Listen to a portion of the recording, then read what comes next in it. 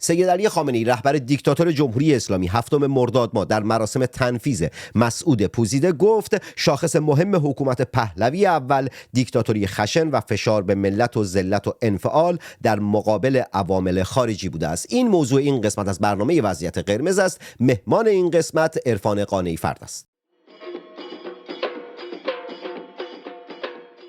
روزی نه چندان دور خواهم گفت اینجا آبادان است.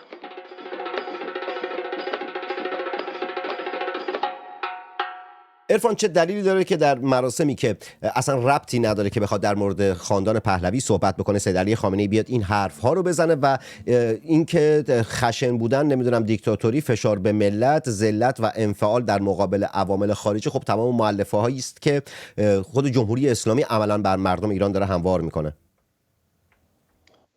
عرض ادب و احترام. ببینید، سخنرانی خامنه‌ای نمایش خاری، فرومایگی، ناکسی، پستی و زبونی بود در مقابل رضا شاه.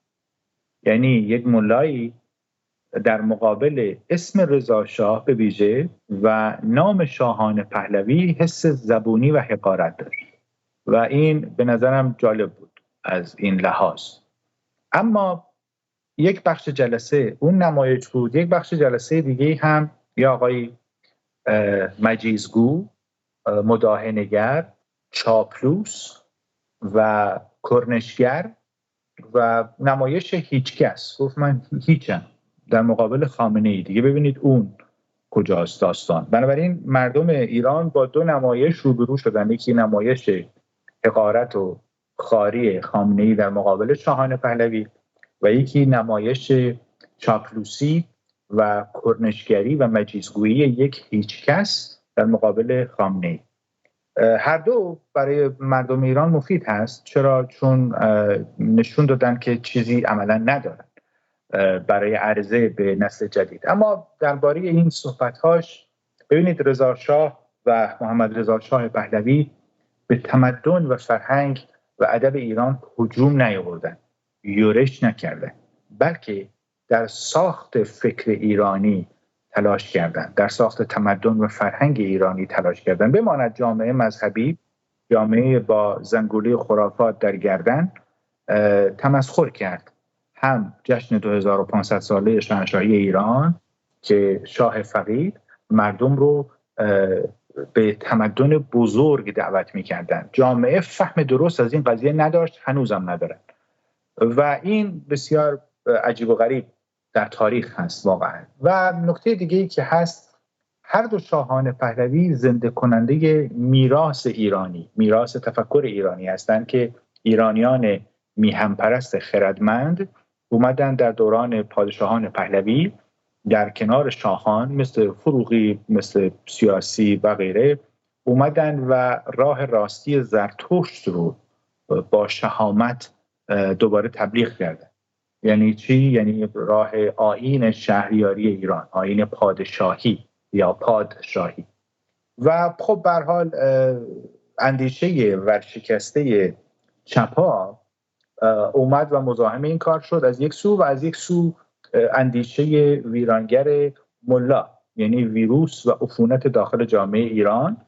و امروزه شما میبینید که همون آقای هیچکس، یعنی پزشکیان، میاد به عربی غلط غلوط، به عنوان کسی که یه ذره عربی بلدم، واقعا عربیش افتضاح و فاجعه است و هر دوستی به زبان عربی، الفبای عربی، گرامر عربی، دستور زبان عربی آشنایی داشته باشه متوجه میشه که فقط بلغور میکنه، نهج البلاغه میخونه که هیچ ربطی به ایران و ایرانی نداره و میاد و میگه که ما دنبال این کتاب باشیم. حالا یاد شعر حافظ هست که انان به میکده خواهیم تافت زین مجلس، که وعظ بیعملان را چیست نشنیدن. چرا باید مردم بشنون؟ چرا نسل جوان باید یه عربی بلغور شده از یه کتابی رو بشنون که هیچ ربطی به فرهنگ ایرانی نداره؟ و شاهان پهلوی این کارو نکردن و شاهان پهلوی اومدن ایران رو از قهقرا، فلاکت، عقب ماندگی و بدبختی نجات دادن. ولی ملای شیعه اومد دوباره جامعه رو هل داد به قبل از دوران قاجار. ای کاش به دوران قاجار هل میداد، چون برای ملا دوران قاجار و دوران صفویه کعبه آمال هست، از نادرشاه و رضاشاه نفرت دارد. بنابراین من فکر میکنم که تشویقی بود این سخنرانی خامنه‌ای برای فرهیختگان نسل جدید که بیان و شکوه و سرفرازی تمدن کهن رو تحت نام پهلوی یک بار دیگه مرور بکنن، یک بار دیگه متوجه بشن که یک ملای شمشیرزن مثل زمانی که سعد بن ابی وقاص به ایران حمله کرد و امپراتوری ایران رو ویران کردن، الان ملای شیعه با شمشیر به دنبال فرهنگ، همین خرد فرهنگی هم که هست، فهم ناقصی هم که از اندیشه ایرانی هست، میخوان این رو هم نابود بکنن و این فاجعه است. من فکر میکنم که خیلی بهتر شد خامنه‌ای اون پرخاش رو کرد و خیلی عالی شد که نسل جوان شنید، ولی درس آموزی، عبرت آموزی توش هست که فوق العاده است. من فکر میکنم نشان داد که یک ملای بی‌وطن ضد ایران هست و شاهان پهلوی عاشق ایران بودن و این ملا رو اذیت. عرفان چند تا نکته در لابلای صحبتات بود، خواستم سوالی دیگه بپرسم ولی چند تا نکته واسم به وجود اومد. قبل از که چند تا نکته رو بگم، در روزهای گذشته خب رسانه‌های سانسور شده جمهوری اسلامی در حمایت از مسعود پوزیده اومدن گفتن که چون خیلی‌ها انتقاد کرده بودن که چرا نمیدونم کچلوار تنش نمیکنه تو این گرما، چرا کاپشن تن میکنه، اومده بودن گفته بودن که کچلوار ایرانی نیست، هرچند که کاپشن هم ایرانی نیست، ولی خود دیدیم در این مراسم مسعود پوزیده کچلوار تنش کرد. خیلی دوست دارم بدونم که اون رسانه‌ها الان میخوان بگن چی، میخوان بگن این کچلوار الان ایرانی شده یا نه. به هر حال از اینجور تقیه‌ها خیلی زیاد کردن کسانی که حامی تفکرات کثیف و دیکتاتوری جمهوری اسلامی هستند. اگرم میخواید یه چیزی رو مثلا حالا نمیدونم واژه بمالید، بسابید، نمیدونم چی رو باید استفاده کنم، استفاده بکنید، طوری این کارها رو بکنید که بعدش 2 روز بعد گندش در نیاد، خودتون شرمنده مطالبی که نوشتید باشید، حداقل شرمنده مخاطب که نمیشید، خیلی پررو هستید، شرمنده خودتون نخواهید بشید. در مورد بحث نهج البلاغه رو که اشاره کردید 2 تا نکته داره. یک، خب در جایی که سید علی خامنه‌ای اونجا حضور داره و خودش رو علی زمانه میدونه، خوندن نهج البلاغه چه مفهوم و چه معنی میتونه داشته باشه. از طرف دیگه بعد گفتی که نمیدونم شاهان پهلوی این کارها رو نکردن. بدون تردید الان کسانی میان این انتقاد رو به تو میکنن که نه، عکس و فیلم هایی هست که شاهان پهلوی، محمد رضا شاه و شاهزاده‌ای که امروز ما داریم که در اون زمان نوجوان بوده، عکس هایی ازشون در مراسمات مذهبی و اینجور چیزها هست. یه پاسخی هم به اون بدی ممنون میشم که بعد برم سوال بعدیمو بپرسم که در مورد ونزوئلا و تشابهش، اتفاقاتی که در ونزوئلا داره میفته و اتفاقاتی که در ایران افتاده. چند تا سوال از عرفان خواهم پرسید. بله، انگار اومدیم رستوران کل منوشو خوند، ولی چشم الان من عقلم برسه دونه دونه این نکته رو بگم. حالا که منو رو خوندم این نکته رو بگم.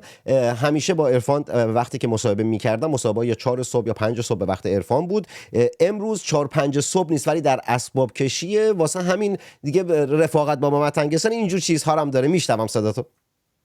و عرض کنم که اندیشه و خرد فرهنگ ایرانی یک اندوخته است در اختیار مردم ایران و یک میراث کهن است و واکاوی میراث کهن باعث میشه که ما راه آیندهمون رو هم بشناسیم. یکی از دلایلی که نسل جدید تمایل داره با شاهزاده رضا پهلوی استقبال میکنه از شاهزاده رضا پهلوی و ایشون محبوب هست به یک دلیله و اونم اینه که بوی ایران میده و سلام، یعنی بیانگر پادشاهی ایرانی و آیین شهریاری ایرانی است. همین، هیچ چیز دیگه‌ای میشه گفت که مشوق اصلی داستان در درجه اول نیست. در درجه اول توجه مردم ایران به میراث کهن ایرانی است و بعد در درجات دیگه خود شخصیت شاهزاده است، خود نام برند پهلوی هست و غیره که اون علاوه واردش نمیشن، بس طولانی است. ولی وقتی یک مولای شیعه‌ای تصمیم میگیره با خودش و نوکران اطرافیان و بیان مردم یک جامعه، مردم هراسیده، مردم به اصطلاح آسیب دیده از این قوم یأجوج و مأجوج رو فریب بدن، کالای فریب بفروشن، میان و تحت عناوین اصلاح طلب و نمیدونم رسانه‌های غیره و که حتی این رسانه‌ها تا خارج از کشور هم هست، یعنی این دام تنیده مافیای رسانه‌ای از تهران تا حتی تا واشنگتن، حتی تا لس آنجلس، بی‌تعارف.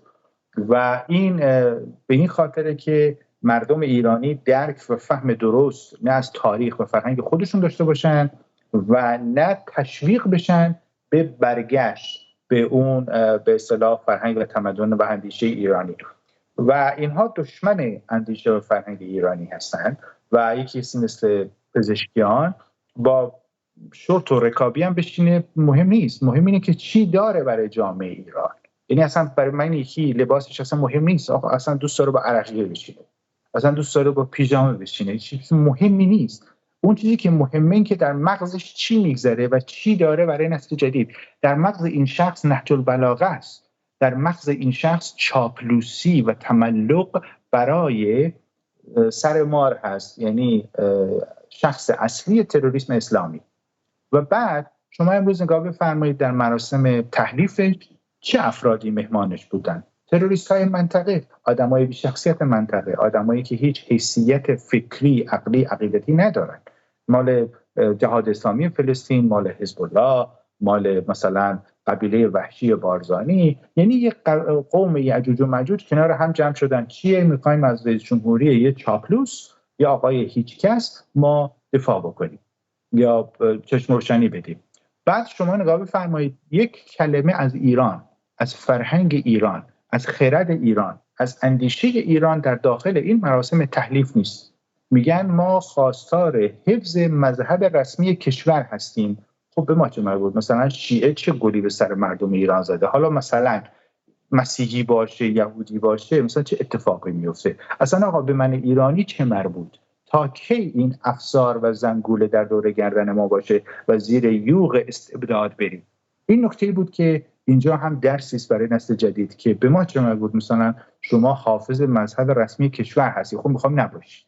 و این فوق‌العاده بود به نظرم و میخواست همون حافظ سالها دلطلب جام جم از ما میکرد، وانچه خداش ز بیگانه تمنا میکرد. یعنی ما در فرهنگ ایران هیچی نداشتیم جز 2 خط غلط خلوط عربی از نهج البلاغه بخونیم. خب این یعنی ضدیت با ایران. دیگه ضدیت با ایران چطوری باید باشه؟ بنابراین برای من کت شلوار و کاپشنش مهم نیست. ای کاش با عرقگیر و رکابی میشست، با شورت میشست، ولی احترام میذاشت به فرهنگ و تمدن ایران. یک کلمه از ایران در داخل کلپتر گفتن خامنه‌ای و داخل سخنان ایشون و داخل سخنان قالیباف، نه باز قالیباف ته داستانش یک کلمه ایرانی بود ولی هیچ کدومشون اسم ایران رو نیاورد. و بعد وقتی شما باورمند به تروریسم اسلامی هستی، چه به اصطلاح لطفی میخوای بکنی به جامعه از هم گسیخته، از هم گسسته و جامعه سردرگم، جامعه ناآرام، جامعه گرفتار که این قوم یعجوج و ماجوج برای اونها دارن تصمیم میگیرن. کیستی و هویت و شناسه ایرانی از بین رفته. بعد از بلوای 57 هیچ چی نداریم درباره این که ما اندیشه ایرانی رو زنده کنیم و توهین پزشکیان به طور غیر مستقیم و خامنه‌ای به طور مستقیم به پهلوی، من فکر میکنم ارزش و احترام و قربت هم نام پهلوی بیشتر شد، هم اندیشه و خرد ایرانی که ما چه تمدنی رو از دست دادیم و اینکه شاه فقید میگفت تمدن بزرگ، الان ما گرفتار وحشت بزرگ است. و 57 ادامه همون توحش حمله عرب به ایران هست. اینجا ما در زیر خلافت اسلامی ولایت فقیه چیزی برای گفتن نداریم و متاسفانه از فرهنگ و گوهر گرانبهای پادشاهی ایرانی و اندیشه ایرانی هم دور شدیم و تا ذهن ما آلوده به این تبلیغات حضرات باشه ما تفکر درست نداریم و مردم کج فکر خواهند بود. اونم به خاطر ترویج این خرافات و موهوماتی است که در داخل جامعه ما هست. اون 2 سوال هم اگه پاسخ بدی، یکی این که سید علی خامنه‌ای به هر حال خودش رو علی زمانه میدونه، میاد میگه که خدا از زبان من صحبت کرد، میاد میگه که نمیدونم به من وحی شد، یا اینکه اطرافیانش میگن زمانی که به دنیا اومد نمیدونم در همون لحظه‌ای که به دنیا از رحم مادر اومده بیرون گفته یا علی و اینجور چیزها. خوندن نهج البلاغه در مقابل کسی که خودش رو علی زمانه میدونه آیا دهنکجی به سید علی خامنه‌ای است یا نه، این تعریف نمیشه. نکته دوم اون بحث وجود داشتن عکس‌ها و تصاویری که محمد رضا شاه و شاهزاده رضا پهلوی که در دوران نوجوانیشون مراسم مذهبی حضور داشته بودن و اینها، چه پاسخی واسه اون داری؟ چون یه تناقضی پیدا میشه بین صحبتت و این عکس هایی که هست. نه، دوم این که هر دو شاهان پهلوی دوست داشتن احترام بذارن به یک بخش از جامعه.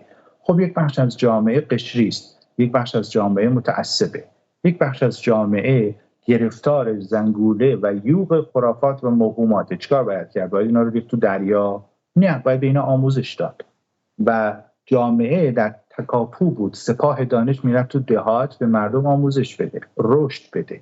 در تلویزیون وقتی مراسم میگرفتن که مثلا بیان بگن ما همچین تمدنی داشتیم، مثلا رژه سلجوقیان، رژه صفویان، رژه نمیدونم نادر، گروه نادری، رژه نمیدونم، حالا هم ببینید فیلمای اشکانیان، هخامنشیان، اینا رو برید نگاه بفرمایید توی مراسم جشن 2500 ساله مردم ایران مغزشون گنجایش هضم این قضیه رو نداشت. خیلی خیلی بی‌تعارف. ملایی که پای منبر اراجیف میگفت میرفتن پای او. پس بنابراین شاهان پهلوی دوستشون به بخش از جامعه احترام بذارن. احترام گذاشتن چیز بدی نیست. مثلا حتی حسینیه میرفتن، حتی یکی از برادران پادشاه فقید خودش در فرانسه که من باشون گفتگو کردم، زنده یاد شاپور غلامرضا پهلوی، خودش اعتراف میکرد که هر سال مراسم گرفته برای علی، ولی اون موقع تو فرانسه پشیمون بود. یعنی میگم یه چیزی بود، یه اعتقادی بود که ما داشتیم، یعنی اون احترام. حالا چیکار باید بکنیم از یه بخش از جامعه ایران که نمیشه به زور بگیم شما باید اینو پس بدید دیگه این کارو نکنید.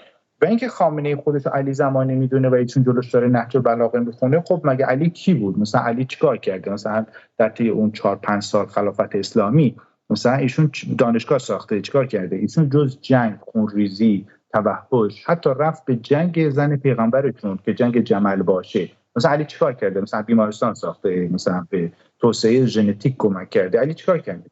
و این داستانی است که ما با اباطیلی گرفتاریم که این اباطیل جامعه ما رو به اینجا کشونده که ما بیایم از خار و زبون بشیم به خاطر یه قوم یعجوج و ماجوج و خرد عمومی و جمعی ما هم ترمیم نمیشه اگر این زنگوله خرافات و یوغ توهمات مذهبی و تعصبات رو کنار نذاریم که مردم درست فکر کنن.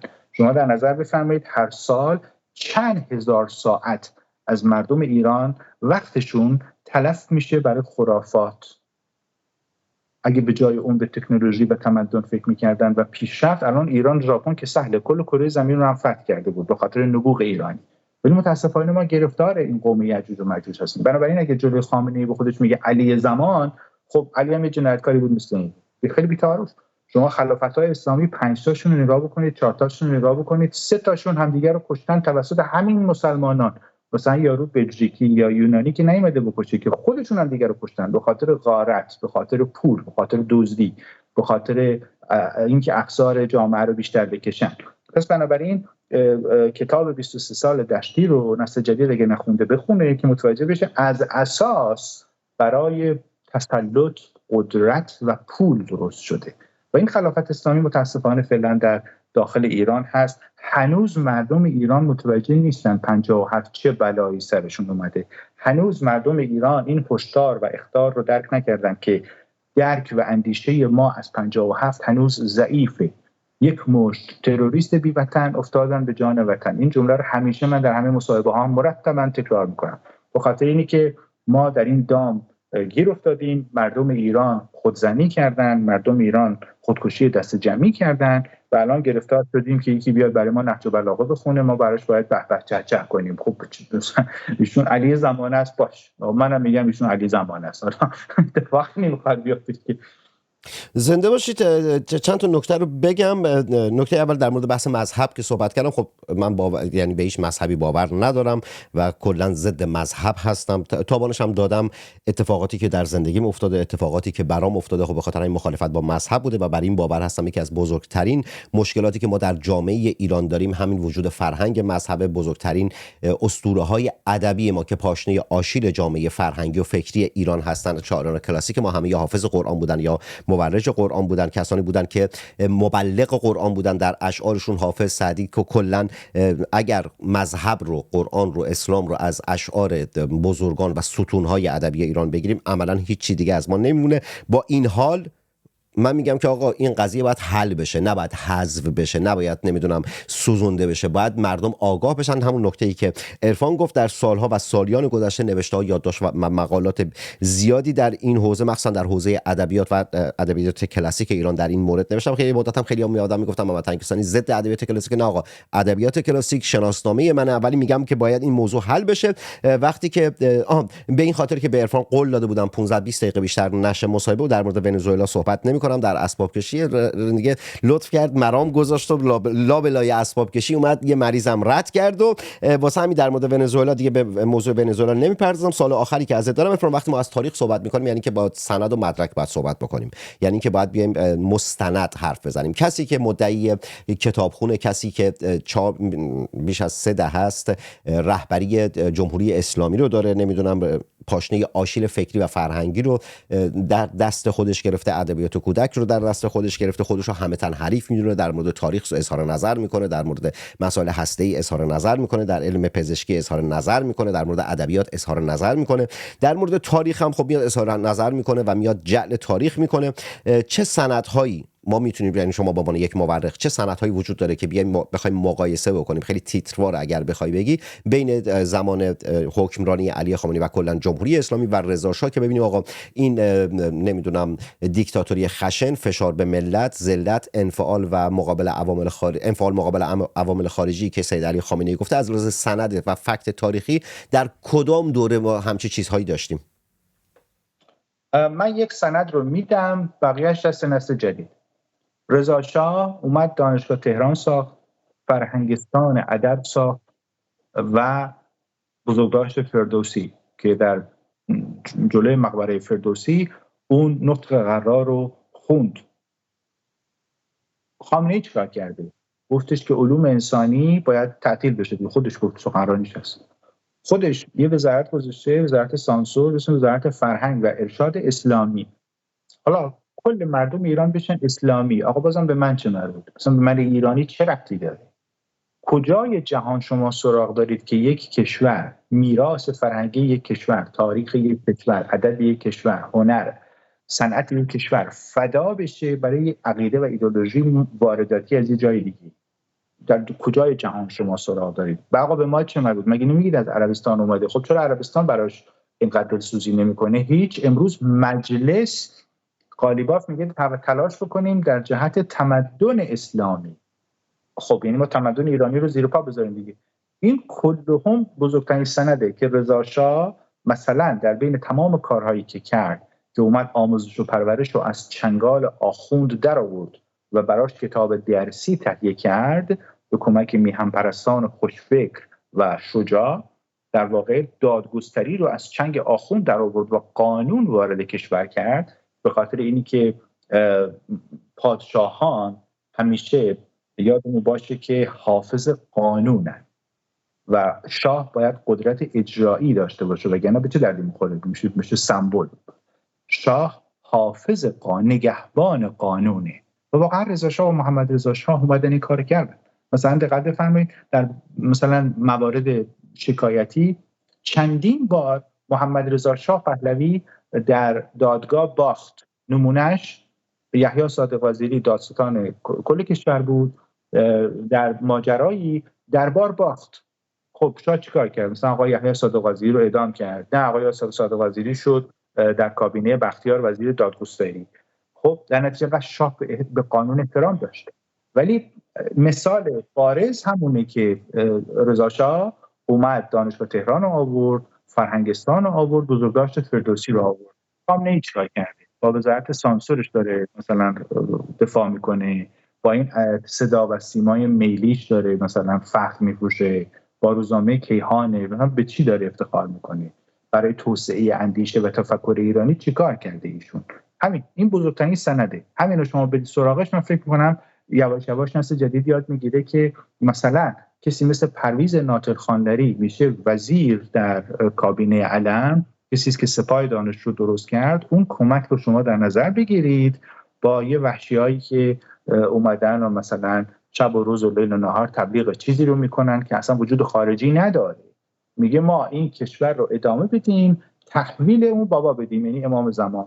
یعنی اینا با این جنایت، با این شرارت، با این وقاحت نماینده اونن. ببینید دیگه اون کیه؟ یعنی این فاجعه است. بعد شما میخواین نسل جدیدی که به تکنولوژی و اینترنت و اینها آشنایی داره میخواین اینو گول بزنین و واسه همین ایشون تمام تلاشش به اینه که 40 توسعه پیدا کنه، مردم با پای پتی از ایران پاشن برن عراق. این تمام مخیله ایشونه. به چه درد مردم ایران بخوره؟ هیچ. بنابراین من فکر میکنم این سندها دونه دونه 2 تا رو بدیم دست مردم بهتر هست تا اینی که همه رو بیاریم. در واقع ایشون با آب و گلاب 7 بار هم بیاد دهانش رو بشوره و اسم رضا شاه رو بیاره باز بیفایده است، خاطر اینکه رضا شاه کارهایی رو که کرد خارق العاده بود، کارهایی که انجام داد کار ناممکن رو ممکن کرد و اون همین بود در ظرف 15 سال اومد کشور رو از نابودی محض به مدرنیته تحویل داد و بعد پسرش در اون 30 سال اون ماجراها رو انجام داد. ملای شیعه مانع دموکراسی در ایران هست و این هم میگن دموکراسی دینی، یا ما باید دیندار باشیم یا دموکرات باشیم، این دوتا با هم نمیسازه. مثل این میمونه من بگم پیاله چینی، خب این یعنی پیاله ساخت چین هست دیگه، آیا دموکراسی ساخت دین هست؟ خیر. و دموکراسی چیز وارداتیه، ما فرهنگ ایرانی داریم، خرد ایرانی داریم و اندیشه ایرانی و خامنه‌ای کاملا با اینها مبارزه میکنه و ملای شیعه اصلا دوست نداره که جامعه به دنبال اندیشه و فکر ایرانی برن، اصلا ممنوع است و با اباطیلی دل خودشونو خوش میکنن. نهج البلاغه بخونید، راجع به امام زمان هر کاری میکنید، سینه بزنید، عزاداری کنید، ماتم بگیرید، اینا خوبه، ولی کسی مبادا فکر کنه، کسی مبادا اندیشه آزاد داشته باشه. زنده باشید. عرفان لابلای صحبتاش گفت اگه خامنه‌ای 7 بار دهنش رو با آب و گلاب بشوره، آب و گلاب پاک نمی‌کنه، چیزی آب داغ و آتش پاک می‌کنه که باز هم آب داغ و آتش نه تنها دهان بلکه وجود خامنه‌ای رو پاک نخواهد کرد. در ادامه صحبت‌های عرفان اشاره می‌کنم که آقا رضا شاه همانند خامنه‌ای مردم رو در نیزار ماشر با دوشگاه به گلوله نبست. رضا شاه به کودک چند ساله با تیر مستقیم شلیک نکرد.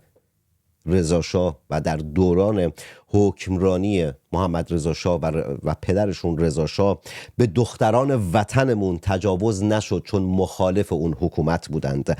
و در پایان به باور من اسلام یکی از مهمترین مؤلفه های عقب ماندن ما ایرانیان است.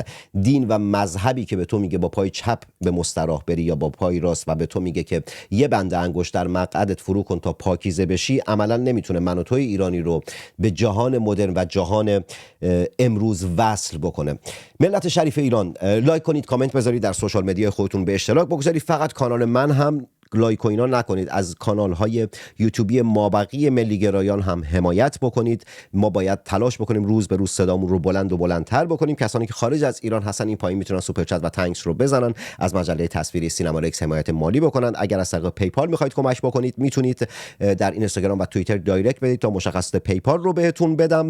و در پایان ملت شریف ایران، در دو بلاتون به جونم بخوره. ملت شریف ایران بی قضا بلا باشید. ملت شریف ایران مرواتون به همه روز. جنگ زده تک تک شما. محمد تنگستانی، شاعر و روزنامه نویسی هستم که به زودی زود در شهر خودش آبادان و کشور خودش ایران برای شما برنامه خواهد ساخت و در ابتدای هر برنامه خواهد گفت اینجا آبادان است. علامتی که همتون میشنوید اعلام خطر یا وضعیت قرمز است و معنی و مفهوم آن این است که حمله هوایی انجام خواهد شد. محل کار خود را ترک و به پناهگاه بروید.